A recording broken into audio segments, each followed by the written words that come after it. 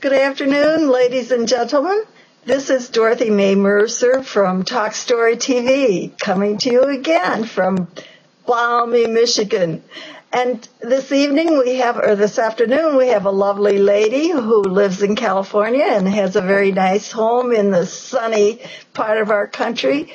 And she's taken up a new career in her golden years, writing mystery novels that are kind of fun too. And you people who are authors watching this are going to be insanely jealous because she has gone crazy with her very first novel, and it has become a wildfire success. So we're going to introduce Mary in just a moment here and try to find out all her secrets, how she does it. Welcome to the show, Mary Firmin. Thank you, Dorothy. It's very nice to be with you. You're welcome, and I hope you have a good time. So I'm hoping that you can tell us something about how you got started and about your writing, how you go at it, and maybe a few trade secrets. Well, just start asking me the questions. Okay, how'd you get started writing? It's kind of interesting because my friend and I were sitting around her house one day, and she had been in the green room for the Tonight Show with Johnny Carson with a friend of hers, who's a big star I won't name. And she said, my goal is to have so-and-so sit in the green room while I'm on the Johnny Carson show. So we decided that we wanted to be on the Johnny Carson show, and the best way to do that was to write a book. So we went to UCLA, and we enrolled in a course called How to Write the Bestseller. We intended to go right to the top. We went to UCLA like two little college girls, and we were not that, a long way from that, and had more fun. The group that we joined was run by a woman named Marjorie Miller, who used to work for Doubleday, and she was just a fascinating woman. And she had her own writers group in Westwood, and out of that little group, several best-selling authors have emerged. I was writing a book about voodoo, and it was fun, and I learned all about Haiti and all the stuff going on there. And later on, I wrote a screenplay, which didn't go anywhere, with another friend. And then I sold Deadly Pleasures to a publisher in Canada, and they went bankrupt. Deadly Pleasures. Deadly Pleasures is the name of Pleasures. And what is that? It's Deadly Pleasures. And I sold it to them, and they went bankrupt, so I had to join in a class action suit to get the rights back. And, the usual drama surrounding this stuff. And so I put it aside for a long time. And then in 2010, my husband bought me a publishing package with iUniverse for Christmas. It was the best Christmas present I ever had. And so we started editing and doing all this stuff. He spent a fortune. He was crazy, but he loved doing it. We didn't know that he was going to pass away 6 months later and never get to see the book. That's too bad. We're so sorry to hear about that, Mary. Yeah, well, the good part of having the book, as I told you, mitigated the grief because I didn't have time to lay around. I had so many things I had to do that, to create the book and the cover and all of this. So it did help me get through that period an awful lot, along with my new grandson. Well, now tell me a little bit about iUniverse. That's a new name to me. iUniverse is a self-publishing operation.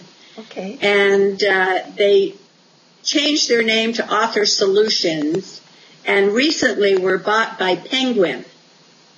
Okay. So Penguin is now in the self-publishing business. That's an interesting turn of events. Yeah, how can you be a publisher and a self-publisher at the same time? That's what they've done. Sounds like an oxymoron. Our universe does not own the rights. I own the rights. Okay. But I don't know how difficult it would be to get away from Penguin. So we'll see. Well, did you buy your own ISBN number or use theirs? No, they got me an ISBN number. Yeah. They did just about everything. They copyrighted it for me. In your name or theirs? They edited. Yeah. Because I must say I was very pleased with what came out of there. I think they did a good job. Well, yeah. I think so, too. They didn't do any of your marketing, though. Is that right? I did hire a publicist, and I had her for about 3 months. How'd that go? And we got good publicity from that. Oh. And then I hired a social media person. I found her online, and she was pretty new at it, so I linked up with her. Her name is Stormy at Lightning Book Promotion. Okay. And she took over my social media. She built a blog site for me. She connected me to Goodreads and book list, all those things, Yeah. Really, really helped me. She improved the website. She was just a tremendous help. And we did blog tours. And, I've only recently become involved in the Twitter thing. That just took me by surprise, but it's worked very well for me. So you were pleased with Stormy, with her work? Very pleased. As a matter of fact, she's found a publisher that wants to buy my book right now, but I haven't made any decisions. Some of them, that's the way it happens. They start out as a self-published, and then if they're successful, then you attract a lot of legitimate or big publishers. But I don't know how well that works. You're doing great. I almost got on 2020. I didn't make it, but they did call the publicist and inquire, but it didn't happen. So, oh my gosh. Those are things that are miracles. I think you've done fantastically well. I know I looked at your ranking on Amazon, and it's right up there. Tell us a little bit about how the ranking has gone for you. It's gone really well. I get up there into the 2-3% mode, and then I drop down to maybe the 9-10, and then I go back up, and I can never figure out how it happens. I can never figure it out. Certain tweets I put online really make a difference, and people with a lot of followers retweet it. So if you have, say you have 20,000 followers and you tweet to 20,000 people and 5 people tweet it out again to maybe another 70, 80,000, you hit a lot of people with just one sentence. And it really works for me.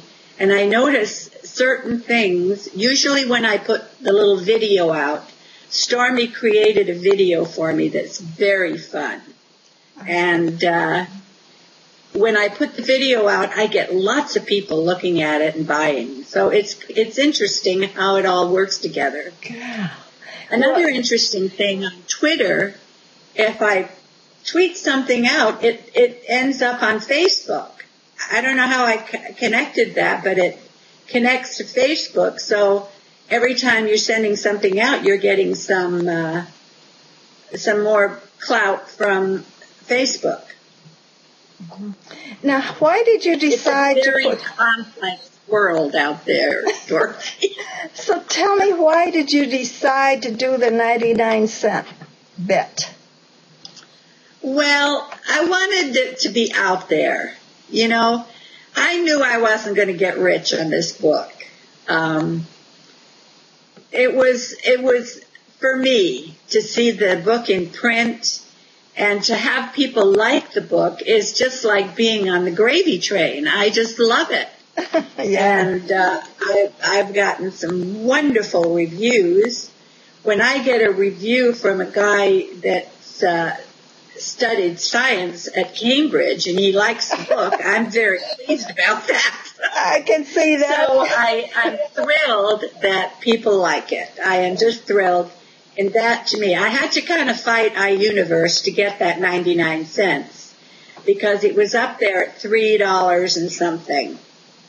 And I saw that the Kindle books, this is just Kindle books. This is not hardcovers or soft covers, and yes. I have both. There was a period just a couple of weeks ago where the soft covers really went up in sales, and I don't know what caused that either. But what's your price on your soft cover? I believe it's $14.34 on Amazon. Really? And it's still selling. When you're competing with yourself when you got a 99-cent Kindle and a 14-something soft cover. That's amazing. Well, that's true. But keep in mind, I'm in the writing business, not in the selling business right now. And just the idea to get the book out there, and if I have another book, which I will soon, at least people are primed. Well, you can put a little higher price on your next book. I mean, geez, 99 cents. I'm hoping to get a deal with a publisher. Oh, that's what you want then. Oh, you'll do it. You'll do it.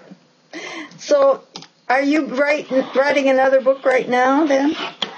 Yes, I am. It's called Deadly Secrets, and it takes place in a country club in the desert. Well, guess all where my you got friends that in idea? The country club run and they see me. Oh my gosh. So you got a series going, Deadly Pleasures and Deadly...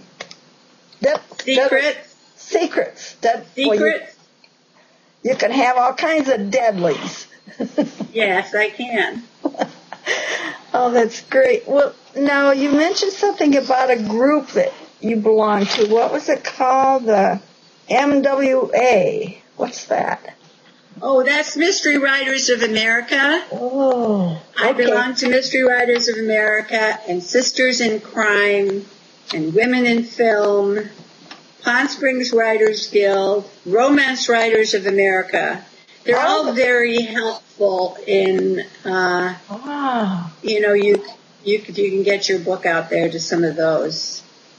Have you joined in any of the contests, writing contests? Put your book in? Oh, I did. I got first place mystery and a gold medal in Reader's Favorite International Book Contest.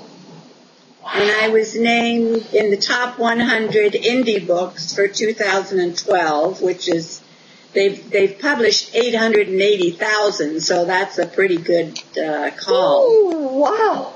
That is. And that's wonderful. The Reader's Den, it's had it on Book of the Week and Hot Book of the Week, and there's a lot of things gone on that I'm grateful for.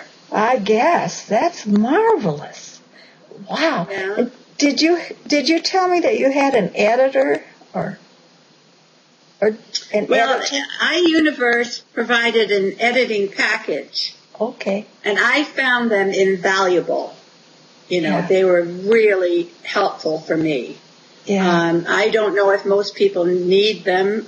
If you're like an English, you probably wouldn't need it. But, they did do some editing on the book, and I was very happy with it.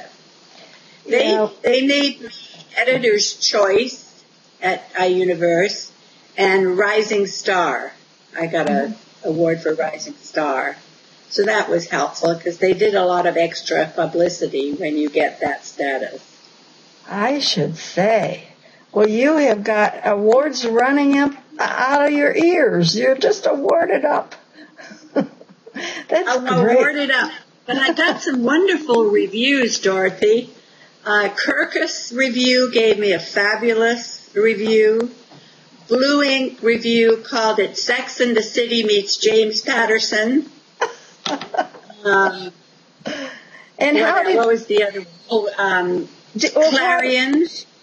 How did you submit to all of these places for reviews, or did your publicist? UNER submitted some of them, and I submitted some of them. Oh, I had a nice comment in Publishers Weekly Indie magazine, and they just did a two-page spread in the Rancho Mirage magazine here, which was really exciting, and went out to all the residents. So I kept finding them on my doorstep. People would send them to me that, I wanted to send to family and stuff. So that was fun. Well, you had submitted a list of questions, and I was just checking to see if I'd left anything out. The one about, would you like your book to be a movie?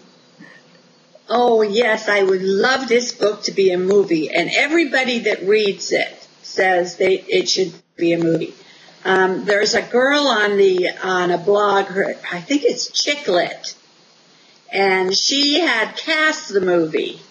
She put all the different movie stars to the characters in the book, and she said she dared anybody to read the book and not imagine it as a movie. So that was cute. That was nice. Yeah.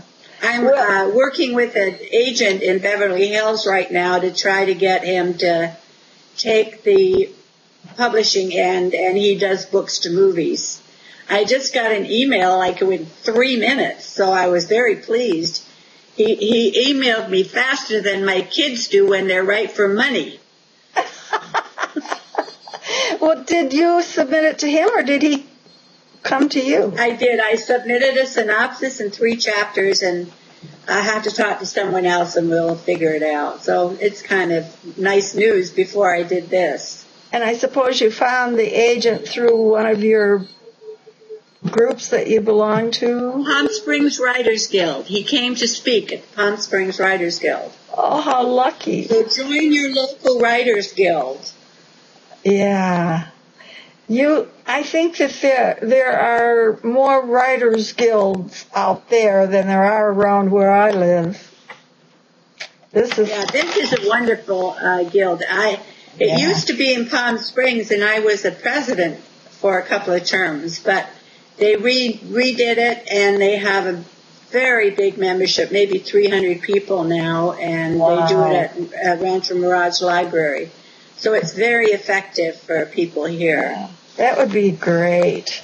Well, thank you very much. I appreciate having you on, and I think that some of the other authors that have been on this show are going to love hearing your story, and they're going to I'd like to tell you a little bit, Dorothy. I'd like to tell you a little bit about the book.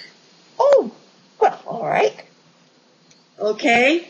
Sure. It's called Deadly Pleasures, and it's about 4 women who decide to hire a timeshare boy toy. They're mad at their husbands. All their husbands are cheating, and my heroine, Megan Riley, is in between boyfriends. So they decide, Megan figures they'll never get it because they'll never agree on a guy, so she goes along with it. They do not realize that this gorgeous guy, a stripper named Michael Harrington, is also a suspect in a series of bondage murders. Aha. So that kind of sets the stage for the book. Megan meets the detective and falls in love, and that carries on through the book. And it takes you through Southern California yacht clubs, private sex clubs in L.A., bondage parlors, and the yachting scene in L.A. and Catalina. So it's a fun, sexy book. The movie industry is going to love it because they can do all the location shots right there. Right there. Anything else you'd like to share with our viewers? No, I just want to thank you so much, Dorothy, for this wonderful interview and for going through all the trauma that my incapability performed for you. You're quite welcome. It's been a delight meeting you, and I shall look forward to reading your book right away. It'll probably My pleasure. I'll send it to you. Thank you, Dorothy. Probably your book is going to keep me up late tonight. Probably. Okay, well, everyone, I hope you've enjoyed this interview, and this is Dorothy Mae Mercer for Talk Story TV, and signing off until next time. Goodbye and God bless.